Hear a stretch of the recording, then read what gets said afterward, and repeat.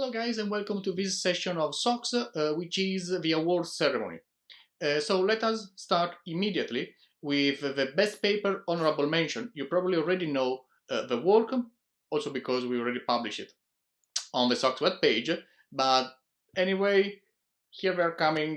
So the best paper honorable mention goes to decision tree learning inspired dynamic variable ordering for the weighted constraint satisfaction problem. Yay!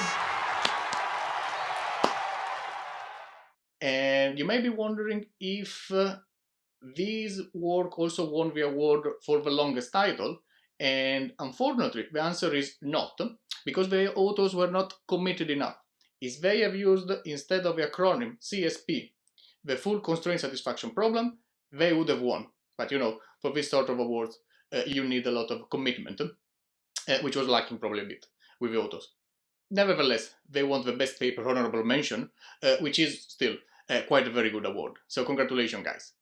And this is actually the award certificate. We can't give this to you in person for some clear reasons, but we will send it to you soon after the conference, also with our very nice signature. But for all the other attendees which are interested in the reasons why this paper has been selected, let me just point out a few aspects which were highlighted by the reviewers. So first of all the reviewers, so in this case we had 3 reviews, all the reviewers provided consistently good evaluation, so they all liked the idea and the work and the paper. And there are a couple of quotes that I found quite nice, which are summarizing the reasons for that. So one is about the way in which the paper has been written, which is neat writing, very clear, enjoyable to read, very good narrative. So this is something which is supporting the reader in following the work which has been done and understanding in the details what has been done. And then another part of the work is the fact that this is connecting 2 different areas and 2 different use, and it is also a work which can open future use of the same techniques in similar tasks. And there were also good mentions about the experimental analysis, both in terms of a very good results, but also in terms of a detail and of a depth of the analysis. But I think I'm not wasting any more time. I'm not bothering you too much. I'm leaving the ground for the authors to present their own work. Today we'll talk about decision tree learning inspired dynamic variable ordering for the weighted CSP. In this talk, we'll first talk about the weighted constraint satisfaction problem, then we talk about branch and bound search and dynamic variable ordering. Then we talk about our decision tree learning inspired dynamic variable ordering, and then we talk about our experimental evaluation. Finally, we reach the conclusion. Branch and bound search has been the state-of-the-art paradigm for solving the WCSP, and the DVL dynamic variable ordering is a critical component of the branch and bound search. Our newly proposed DVL algorithms, which are inspired by decision tree learning, have shown superior performance in our preliminary experiments. First, let's talk about the weighted constraint satisfaction problem. Used for medical and mechanical diagnostics, and it can also be used to solve energy minimization problems in computer vision. Formally, a weighted CSP is defined by n variables, and each variable has discrete value domain which it can take value from. It also has m weighted constraints. Each constraint specifies the weight for each combination of assignments of values to a subset of S of the variables. The problem is to find optimal assignment values such that the total weight can be minimized. The total weight is simply the summation of all weights in individual constraints. Since it is generalization of the CSP, it is naturally NP-hard. Here's an example of the WCSP. In this example, we have 3 variables in the WCSP. We have 3 unary constraints imposed on each of these variables, and we have 3 binary constraints imposed on each pair of these 3 variables. The weight of each assignment of all the variables in each constraint is given in the tables. So here's an example to evaluate an assignment x1 equal to 0, x2 equal to 0, and x3 equal to 1. In this example, since x1 equal to 0, this constraint takes the weight of 0.7, and since x2 equal to 0, this constraint takes the weight of 0.3, and since x3 equal to 1, this constraint takes the weight of 1.0. Similarly, for the binary constraints, since x1 equal to 0 and x2 equal to 0, this constraint takes the weight of 0.5, and since x2 equal to 0 and x3 equal to 1, this constraint takes the weight of 1.3, and similarly, this constraint takes the weight of 0.9, and we add up all these weights together, then we have the total weight for this assignment. So this is another example. This example, we have the assignment of x1 equal to 1, x2 equal to 0, and x3 equal to 0. In this case, the total weight is 2.6, and this is the optimal solution that we explored by brute force. However, note that using brute force, it requires exponential time to find this optimal solution. Now let's talk about branch and bound search and dynamic variable ordering. So how does branch and bound search work in the context of WCSP? It does search by assigning value to one variable at a time until the optimal solution is found, and it do backtrack when it's needed. At each search node, there we have two important variables. One is the total weight of all constraints that are between all assigned variables. So when you have assigned a subset of variables, the total weight of the constraints between them is called WA. And the second variable is the total weight of the currently best solution, W dagger. So this is the one that we know from the beginning of the search history to the current node that what is the best solution.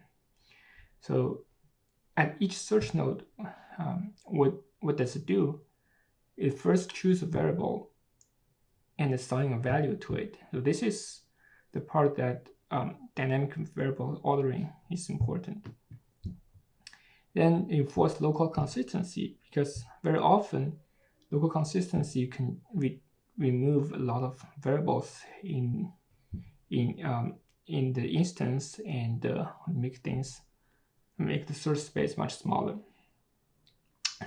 Then compute the WA, and then after compute WA, if all variables have been assigned and WA is smaller than the currently best solution, W dagger, then we update W dagger to be WA and backtrack. Otherwise, if not all variables have been assigned, then if WA is already worse than the currently best known solution, then we backtrack. There's no need to go down further. And after that, we go back to 1mu, which is the next search node. Let's go through an example. Let's say there's a 3-variable WCSP instance. There are 2 constraints in it. The first constraint is between x1 and x2, and the second constraint is between x2 and x3. And the weights correspond to each assignment of variables to each of the 2 variables are listed in this table. So in this table, x1 equals 0 and x2 equals 0 would have a weight of 400. x1 equals 0 and x2 equals 1 would have a weight of 300. x1 equals 1 and x2 equals 0 with a weight of 200, and x1 equals 1 and x2 equals 1 with a weight of 1. And similarly, there's also 4 weights for in constraint C2. Let's consider this search order, x1, x2, and x3. And we always assign 0 first, then assign value 1. The first search node is x1 equals 0. At this search node, since there's no unary constraint, then there's no constraint between all assigned variables, which is x1 alone. So we have WA equals 0. And because we haven't reached a complete assignment yet, we have W dagger equals infinity. Then we assign the next variable, x2 equals 0. Here we have two variables assigned, and there's one constraint between them. And we look up the table here. We have WA equals 400. And W dagger is still infinity because we still haven't reached a complete assignment yet. Then we do the next search step. We have x1 equals 0, x2 equals 0, and x3 equals 0. At this search node, we have all constraints involved. Now, we need to add these two numbers, 400 and number 1 here. So we have WA equals 401. Because this is a leaf, this is a complete assignment, we need to update W dagger because 401 is smaller than infinity. So W dagger is now updated to 401. And we go back, we backtrack to x2 equals 0 and make the next assignment of x3, which is x3 equals 1. So now we look at the table again. We have WA equals 402 and W dagger is 401. Because this is smaller than 402, we don't change that. Now we backtrack and we update the x2 and we do the same step here and then here. And eventually we found the optimal solution here. But since we don't know yet whether this is optimal, we still have to go one step further to try out the assignment of x1 equals 1, x2 equals 1, and x3 equals 1. So to find this optimal solution, we have visited 14 search nodes. Now let's consider a different search order. We still search from x1 to x3, but we always assign value 1 first and value 0. So here we have x1 equals 1. This is the first search node. Similar to the previous search order, we have WA equals 0 and W dagger is infinity. Then we have x1 equals 1, x2 equals 1. We have WA equals to 1. Then we have x1 equals 1, x2 equals 1, x3 equals 1. Here we have a first complete assignment. We have WA equals 5 and W dagger is updated to 5. Then we go to the next search node, which x1 equals 1, x2 equals 1, x3 equals 0. Here we have WA equals 3, and because 3 is smaller than 5, we update W dagger to 3. After that, we backtrack, and we go x1 equals 1 and x2 equals 0. Here we already found that WA is 200 and it's way larger than 3. So we don't have to try any value of W3.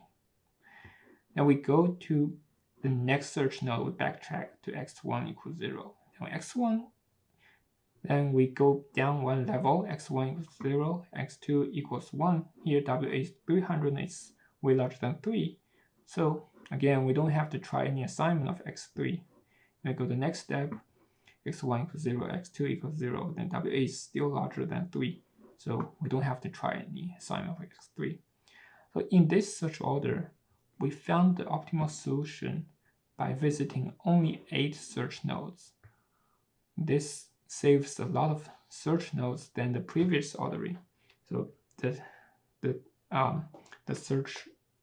ordering of variables and their assignments can dramatically affects the efficiency of the algorithm. In this example, we only swapped the 2 assignments, but in reality, in many instances, reordering the variables could also have dramatic effects. Now let me introduce our decision tree learning inspired this dynamic variable ordering algorithm. Let me demonstrate the intuition behind our DV algorithm using this example. In this example, this is the WCSP instance with 2 constraints and 3 variables. And roughly speaking, the weights in each constraint can be categorized into low weights, which are below 10, like 1, 2, 3, and higher weights, those above 100, like 102. I would like to use branch bound search to find the optimal solution on this small WCSP instance.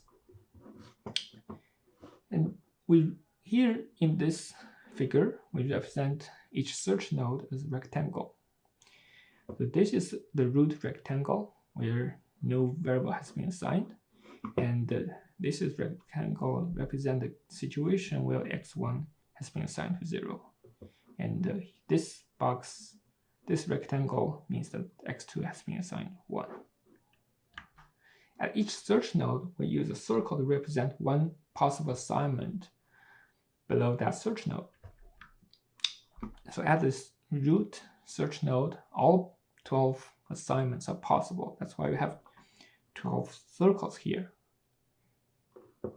And for x1 being assigned to 0, there are only 6 possible assignments left. So we have 6 circles in this rectangle. And we use a solid circle to represent an assignment that corresponds to a high total weights, which are those above 100. And we use an empty circle to represent assignments that correspond to low total weights, which are below 10.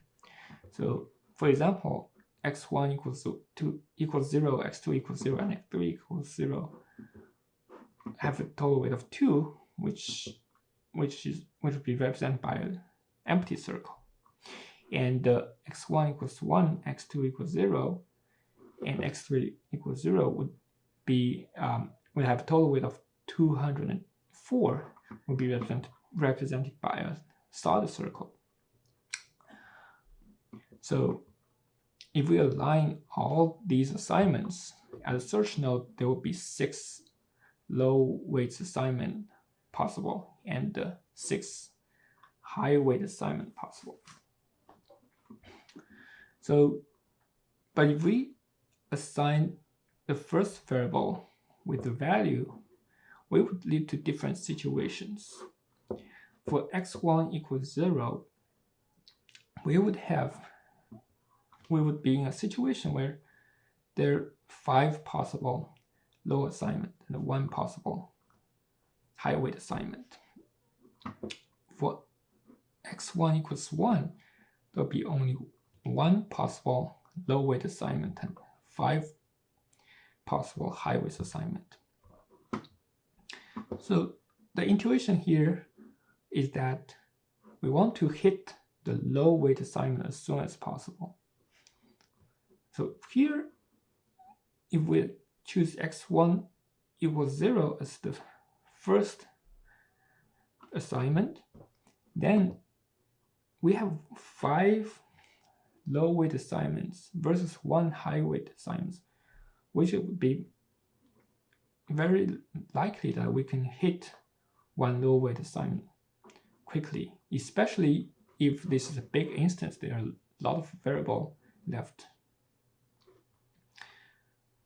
So the intuition here is want to hit this box quickly, but how do we know? The way to know this is by calculating how spread out the circles in a rectangle is. In other words, in the terminology in decision tree learning, this is called entropy. So we want to find low entropy boxes. We want to find the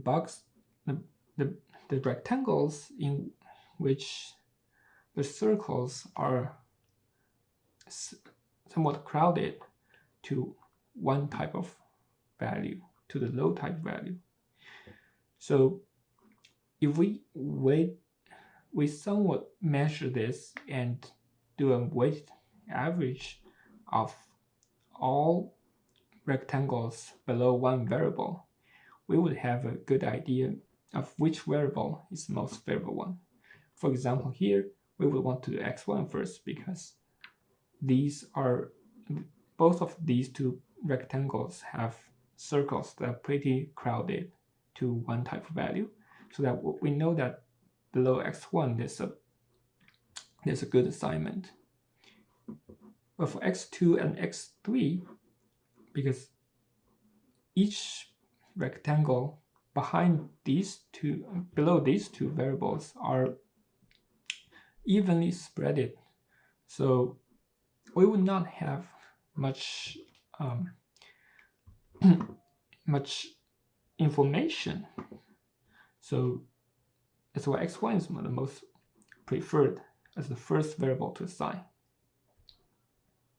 So what measurement can we use to measure the spread, how the circles in a rectangle are spread out? We can simply do this by sampling the assignments in the rectangle and computing either standard deviation or the range of weights in the samples. The reason that we need to sample is because when the instance is large enough, the number of circles in a rectangle is exponentially large, and it's very inefficient to enumerate all the assignments. In fact, if you can enumerate all the assignments, you would have already finished the search.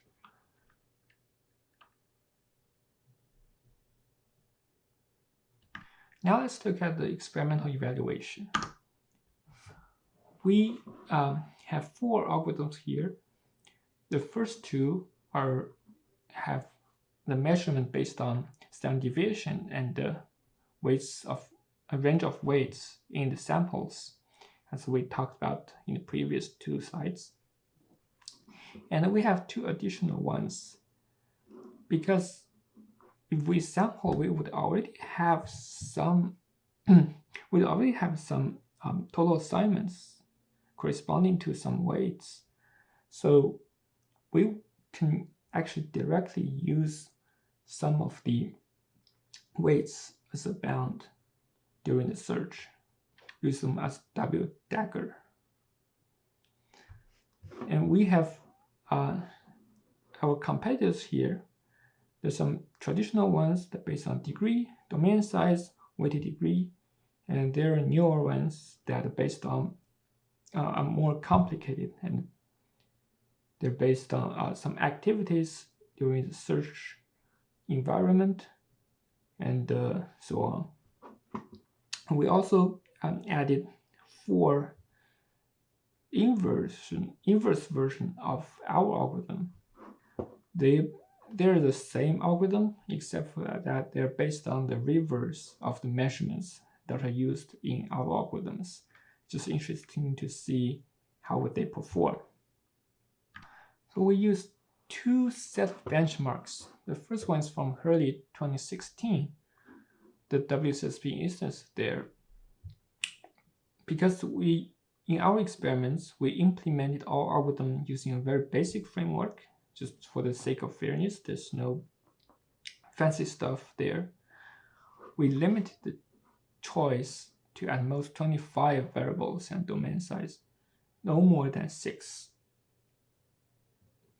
And after imposing this limitation, there are only 6 instances satisfying this condition. Because there's just so few instances that would satisfy the condition, we also created random instances.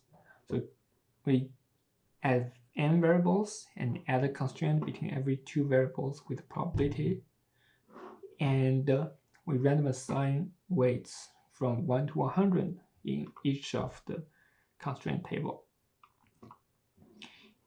We range n from 12 to 20 to generate more instances. This is the experimental result for real-world instances.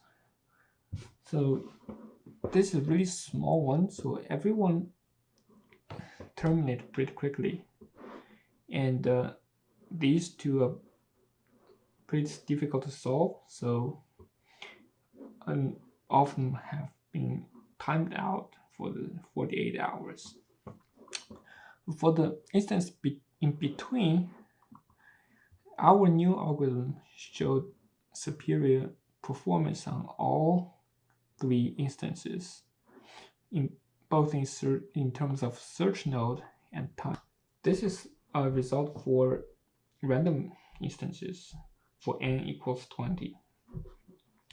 The y-axis is the running time in logarithm scale, and the x-axis is the number of instances that each algorithm can solve within a given amount of running time. So here, because the y-axis in logarithm scale, a small gap can mean a lot of difference in linear scale. So here, both our SDR and RR perform better than the others. And we didn't draw SDR bound and RR bound because they look very similar to these SDR and RR. Because we used a very basic framework for experimentation, we did not have the opportunity to test on instances with large number of variables. Here we analyze the trend of each algorithm when the number of variables increased from 12 to 20 as an indicator of what might be happening when the number of variables is large. So there are 2 plots here. On the left, we have a plot with average running time as a y-axis and number of variables as x-axis.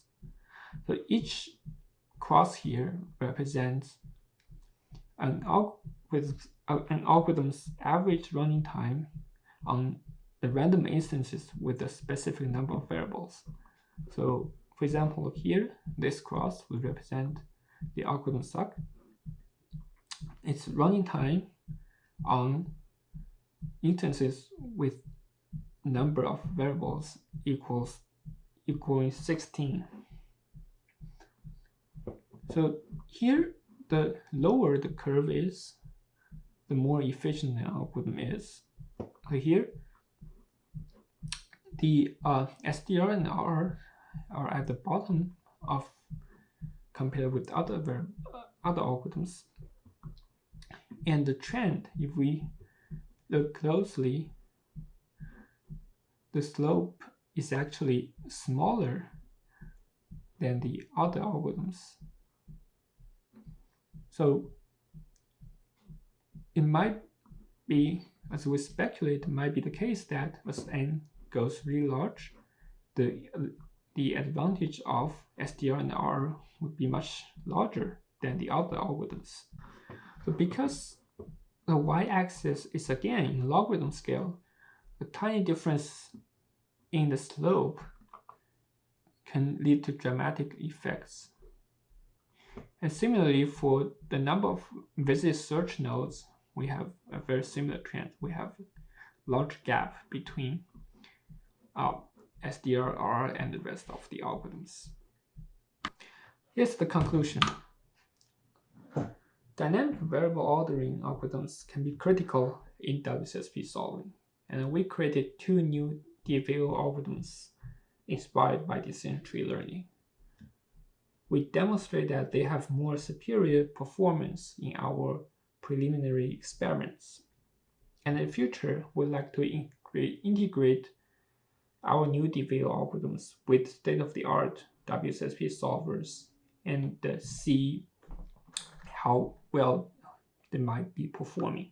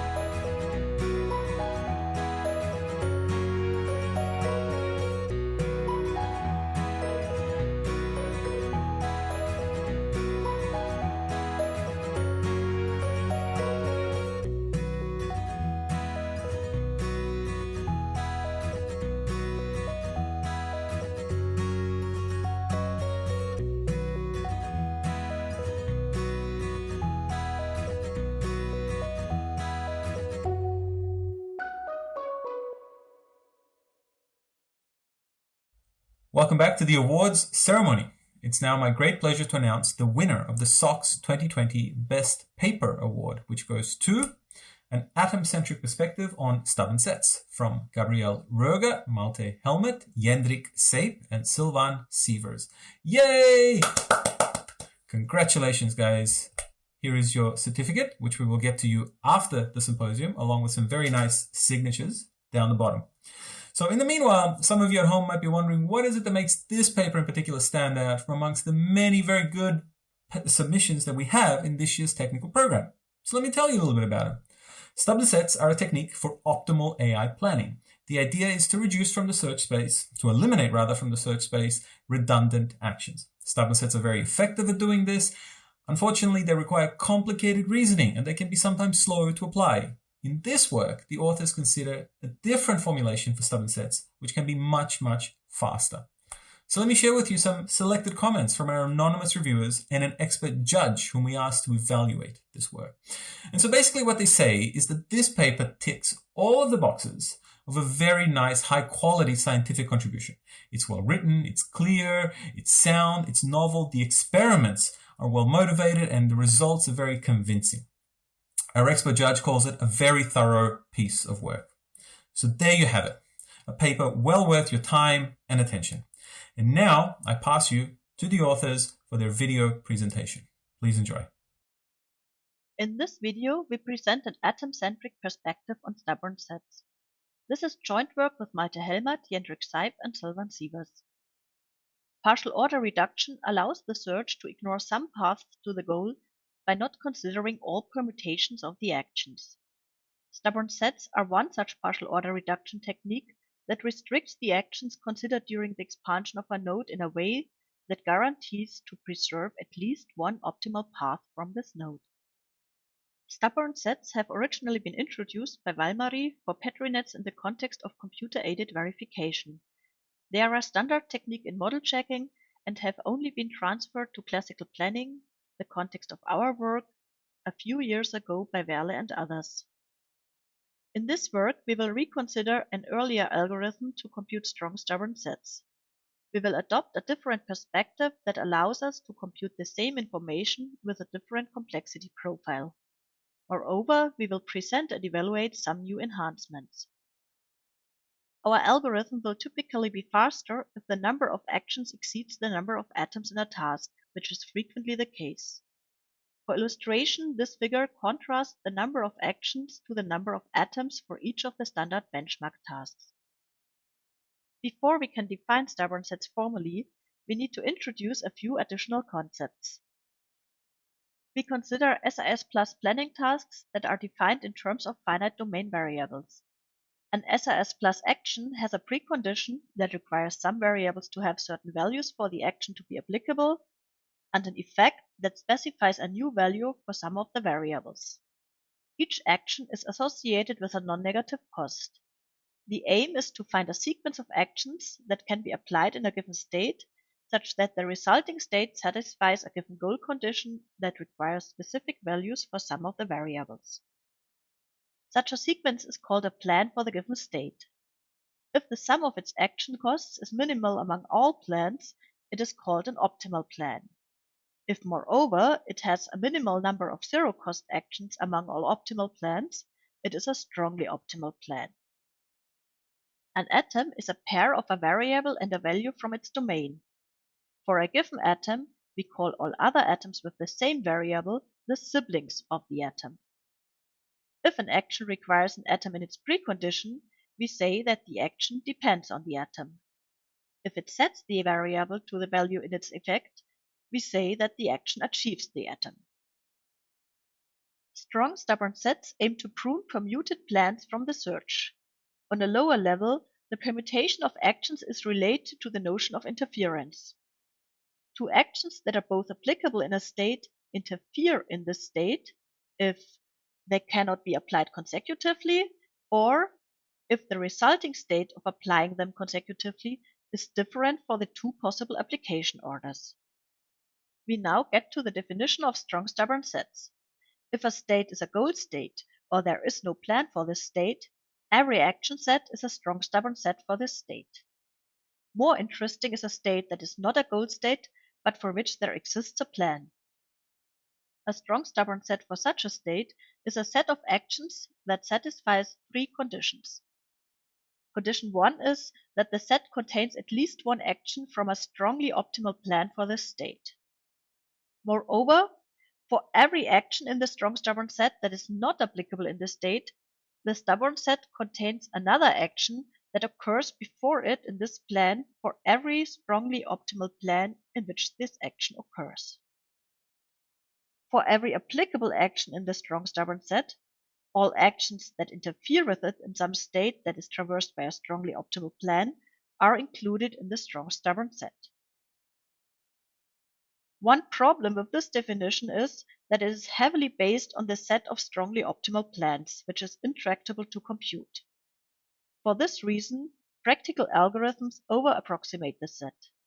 This way, they compute correct, but usually not minimal strong stubborn sets. How does this work? The first condition requires that the set contains at least one action from a strongly optimal plan. Actual implementations simply ensure that at least one action from every plan is included, usually by including all achievers of an unsatisfied goal atom. The second condition regarding inapplicable actions requires another action that occurs before the given action in each strongly optimal plan in which the given action occurs. Since the action is currently not applicable, there must be an unsatisfied atom in the precondition that must be achieved by every plan that contains the action. The over-approximation simply includes all achievers of one such atom. The third condition regarding applicable actions requires including all actions that interfere with the action in a state that is traversed by a strongly optimal plan. The over-approximation uses a syntactic criterion to identify potential interference. If there exists some state in which two actions interfere, they also potentially interfere. We now present the previous approach for computing stubborn sets. The algorithm collects all actions to be included in the strong stubborn set in a collection stubborn. The actions for which it still needs to ensure conditions 2 and 3 are tracked in a collection Q. The overall process is a fixed point computation. It first includes all achievers of an unsatisfied goal atom. This ensures that the result will contain at least one action from every plan and thus satisfy condition 1. As long as the other conditions are not yet guaranteed for some action, it includes further actions to ensure condition 2 or 3, depending on whether the action is applicable in the state or not. If it is applicable, the algorithm includes all potentially interfering actions. Otherwise, it selects a currently unsatisfied precondition and adds all achievers of this atom. Whenever an action should be included in the result, the algorithm checks if it has already been included previously, and if not, includes it and enqueues it for further processing. Our new algorithm is based on a number of simple observations. For this purpose, we first paraphrase the criterion for potential interference of actions as follows.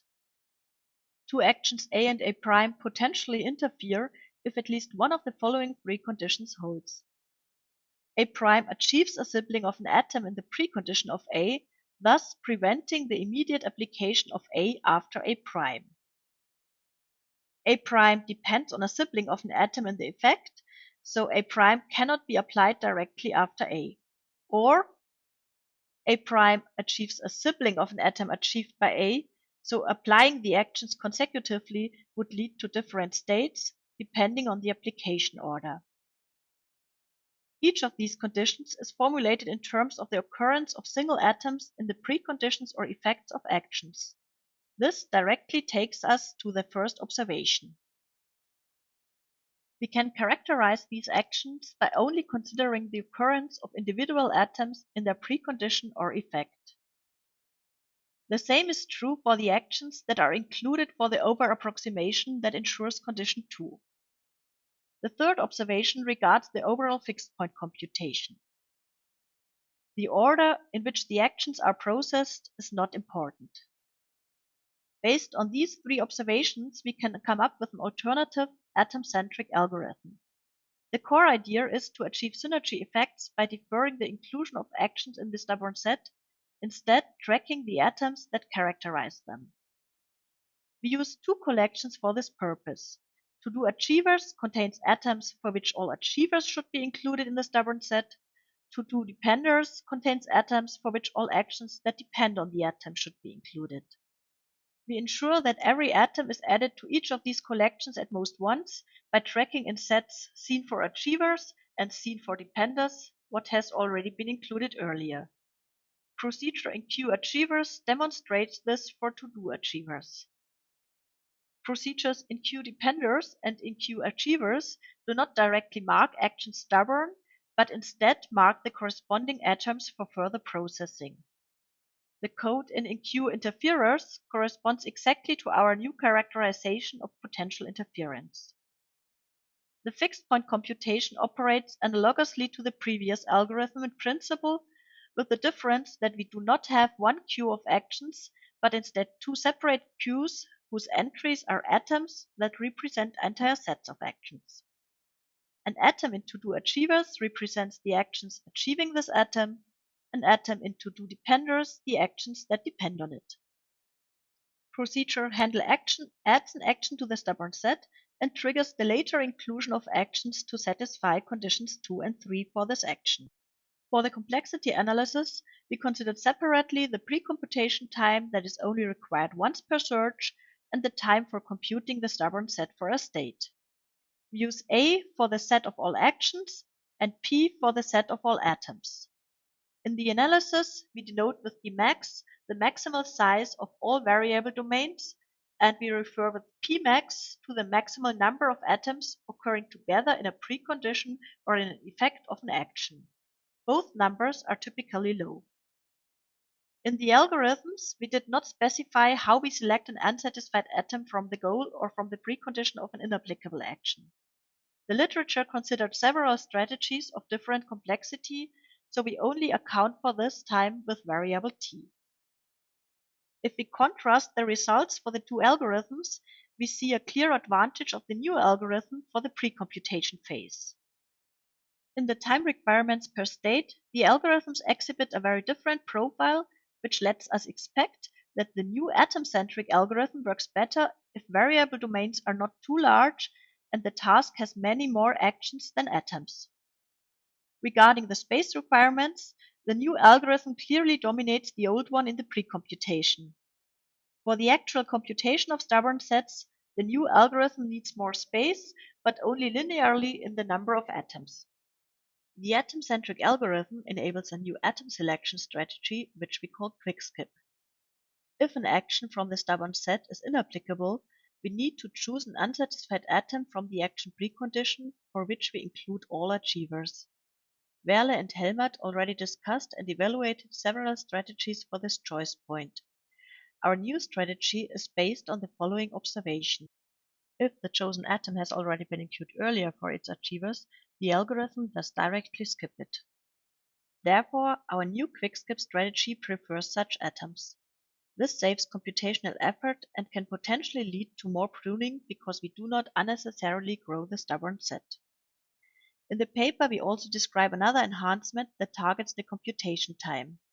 As it did not prove to have much impact in the experimental results, we omit it in this presentation and focus on our other experiments. In the first experiment, we examine how the plain action-centric and atom-centric algorithms compare when they compute the same information. We use 3 configurations. With blind search, node evaluations are extremely fast, so the relative overhead of computing stubborn sets for each expansion is high. Our second configuration is a star search with the LM-cut heuristic, which has also been used by Werle and Helmert in their evaluation. The third configuration uses a star with a saturated cost partitioning heuristic over a number of abstractions. This SCP heuristic yields state-of-the-art performance for optimal classical planning because it is both accurate and very fast to evaluate. In the tables, we report the number of tasks that were solved with a time limit of 30 minutes.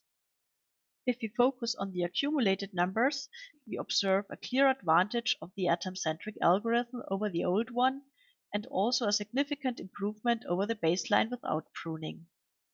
If we have a look at the detailed results, we see that some domains are better suited for partial order reduction than others.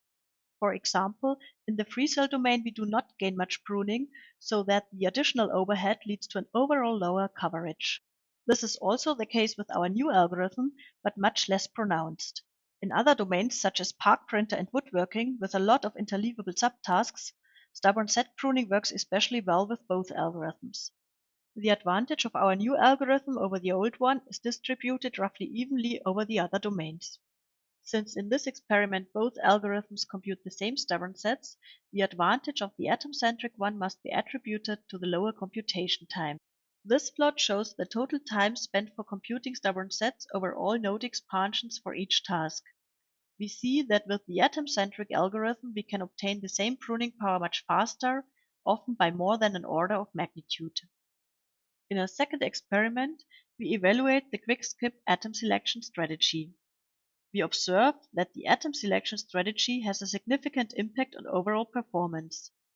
Quick-skip leads to similar performance as the previously best strategy that uses the variable order of fast downward, which is based on an approximate topological sorting of the causal graph. On a per-domain basis, these two strategies do not dominate each other, but with quick-skip we observed a consistent positive impact on the pruning power. To sum up the presentation, we have revisited the computation of strong stubborn sets. Our new atom-centric algorithm computes the same information with a different complexity profile and proved to be much faster on common planning benchmarks. Moreover, we contributed the new atom selection strategy quick-skip that can lead to smaller stubborn sets and thus to more pruning.